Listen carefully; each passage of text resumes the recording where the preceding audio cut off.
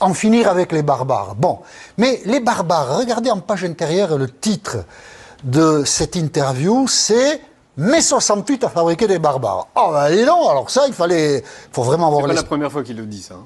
Alors, comme ça, je sais pas. Mai 68 et barbare, il a pu parler de mai 68, c'était pas bien, et les barbares, c'est pas bien. Réunir les deux, s'il l'a dit avant, de toutes les façons, on est les deux pieds dans la bêtise la plus absolue. Et Bruno Retailleau a cette phrase, notamment, nous payons la facture.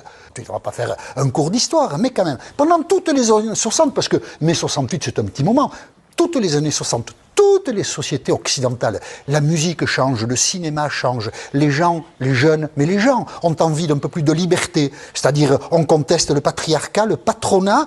C'est en mai 68 en France qu'on va faire les premières sections syndicales d'entreprise. On conteste aussi le poids de l'Église, pas l'existence de l'Église, mais elle a un peu trop de poids, il y a un carcan moral terrible. C'est aussi la longue marche, elle a commencé avant, et elle va durer longtemps, mais des femmes pour leur émancipation, et notamment pour le droit à donner la vie quand elles le décident. C'est tout ça, mai 68.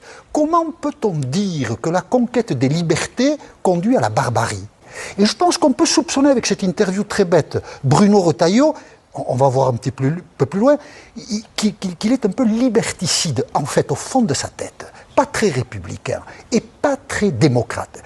Et Bruno Retailleau se dévoile un petit peu, quand dans une interview confuse, je le répète, il dit ceci, qui est un peu fumeux comme ça, mais qu'il faut juste expliquer parce que c'est une vieille pensée de la vieille droite. L'état de droit devient de plus en plus un cadre idéologique contraignant plutôt qu'un cadre juridique. Alors, derrière ce sabir, ce qui est en cause, c'est le Conseil constitutionnel qui veille à la conformité des lois avec les droits de l'homme, avec les principes républicains, avec les libertés publiques, et Bruno Retailleau qui a déjà dit que l'état de droit n'était pas intangible. Si un jour il est président, on comprend qu'il veut tout balayer. Voilà.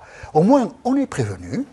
Bruno Retailleau n'est pas très républicain, il n'est pas vraiment pour les libertés, et il nous pompe des interviews stupides. Au moins, il aura cette médaille, la plus bête du siècle, mais le siècle vient de commencer, monsieur Retailleau.